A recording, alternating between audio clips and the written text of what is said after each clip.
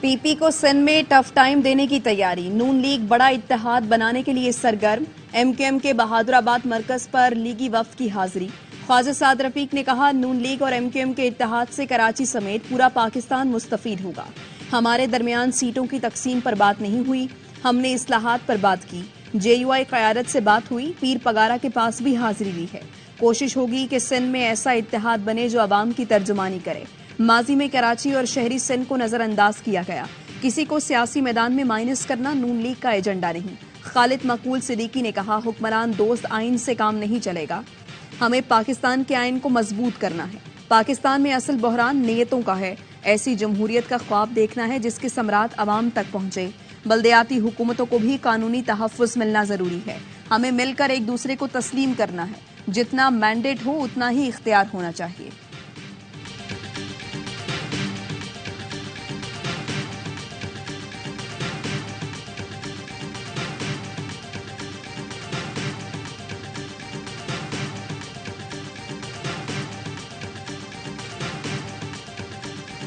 پی پی کے مخالفین کو ایڈوانس میں ناکامی مبارک، شرجیل انعام میمن کا رد عمل، کہا پیپلز پارٹی کے خلاف اتحاد بنانے والوں کو 8 فروری کو تاریخی شکست ہوگی، اگلے وزیراعظم کا ڈومیسائل صوبہ سندھ سے ہوگا۔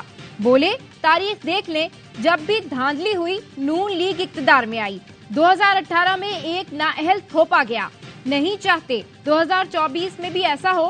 نون League, P T I, M Q M تینوں نے تعصب اور تقسیم کی بات کی، پیپلز پارٹی واحد جماعت ہے تو سب کو جوڑ کر کام کرنے کی بات کرتی ہے۔ پاکستان میں ایسی حکومت مسلط کی گئی جس کا ایجنڈا ملک کو تقسیم کرنا، معیشت تباہ کرنا اور اسرائیل کو تسلیم کرنا تھا۔ مولانا فضل الرحمان کا مری میں جلسے سے خطاب، کہا عوامی رائے کے برعکس آنے والی حکومت کو ہم زمیں بوس کرنے تک لڑتے رہے، جب پاکستان دیوالیہ پن کے کنارے تک پہنچا تو لوگوں کی آنکھیں کھلیں۔ پہلے صرف ہم چیئرمین پی ٹی آئی کو فتنہ کہتے تھے، اب ہر کوئی اسے فتنہ کہتا ہے۔ چین اور سعودی عرب کہتے ہیں ایسا صادق اور امین دوبارہ آیا تو ہماری توبہ۔ اب جس کو تم چور کہتے ہو اس کے آنے پر وہ پیسہ دینے کو تیار ہے۔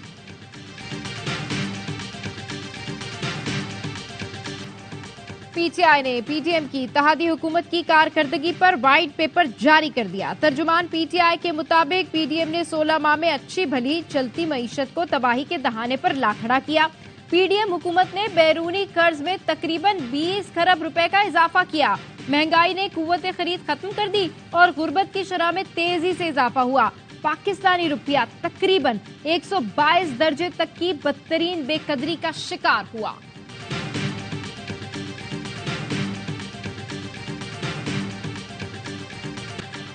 جسٹس ریٹائرڈ ارشد حسین شاہ نگراں وزیر اعلیٰ کے پی بن گئے۔ گورنر خیبر پختونخوا حاجی غلام علی نے نگراں وزیر اعلیٰ سے حلف لیا۔ تقریب حلف برداری میں اہم شخصیات نے شرکت کی۔ سابق وزیر اعلیٰ محمود خان اور اپوزیشن لیڈر اکرم درانی میں اتفاق کے بعد گورنر نے سمری پر دستخط کیے تھے۔ گورنر خیبر پختونخوا غلام علی نے کہا آئینی اختیار استعمال کیا، کسی کو اعتراض ہے تو عدالت چلا جائے۔ پی ٹی آئی رہنما ظاہر شاہ کا نگراں وزیر اعلیٰ مقرر کرنے پر رد عمل، کہا گورنر خیبر پختونخوا نے آئینی اختیارات سے تجاوز کیا، انہیں آئینی بحران پر صدر کو خط لکھنا چاہیے تھا۔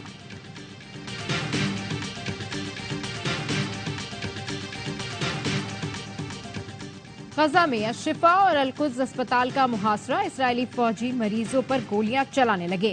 الشفا اسپتال کے ڈاکٹر عبید کا کہنا ہے اسرائیلی فوج نے اسنائپر کے ذریعے زیر علاج زخمیوں کو نشانہ بنایا، اسپتال میں موجود 4 زخمیوں کو گولی ماری جن کی حالت تشویشناک ہے۔ اسرائیلی فوجی زخمیوں کو اسپتال سے نکال کر گلیوں میں دھکیل رہے ہیں۔ بمباری میں امراض قلب کے وارڈ، میٹرنٹی ہوم اور آئی سی یو کی تباہی کے بعد الشفا اسپتال میں کام روک دیا گیا۔ تڑپتے بلکتے مریض موت کے دہانے پر ہے، انکیوبیٹرز میں موجود بچوں کی زندگی کو خطرہ۔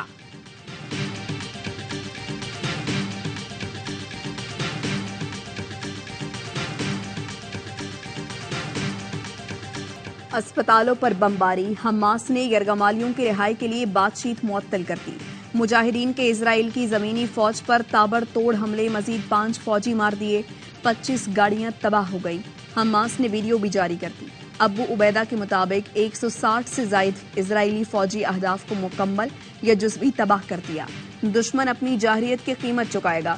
زمینی حملے پسپا ہونے پر اسرائیلی فورسز کی غزہ پر بمباری، خان یونس میں حملہ کر کے 13 فلسطینی شہید کر ڈالے۔ اسرائیلی طیاروں نے انروا کے اسکول پر بھی بم برسائے۔ 37 دن سے جاری صہیونی حملوں میں شہادتوں کی تعداد 11,000 سے تجاوز کر گئی۔ 8,000 سے زائد خواتین اور بچے شامل۔ نتن یاہو کو گرفتار کرو، فلسطین کو آزاد کرو۔ امریکہ سے یورپ تک اسرائیل کے خلاف احتجاج۔ لندن میں فلسطینیوں کے لیے سڑکوں پر عوام کا سمندر امنڈ آیا۔ بزرگوں نے ویل چیئر پر شرکت کی۔ امریکی صدر کے گھر کے باہر بھی احتجاجی مظاہرہ۔ پیرس میں بھی ریلی، برلن میں احتجاجی مظاہرہ۔ بارسلونا میں عوام اسرائیلی دہشت گردی کے خلاف سڑکوں پر نکلے۔ اسپین کے فٹ بال اسٹیڈیم میں فلسطینیوں سے یکجہتی کا اظہار۔ تماشائی سفید لباس پہن کر آئے اور فلسطین کا پرچم لہرایا۔ غزہ میں جنگ بند کی جائے، تل ابیب میں ہزاروں اسرائیلیوں کا احتجاج۔ اپنی حکومت کی پالیسیوں کے خلاف صدا احتجاج بلند کی۔ اسرائیلی مظاہرین کا کہنا تھا جنگ میں کسی کی جیت نہیں ہوتی، جنگ فوری بند کی جائے۔ ویبا اسکوائر پر بھی احتجاج، مظاہرین کا اسرائیلی یرغمالی رہا کرانے کا مطالبہ۔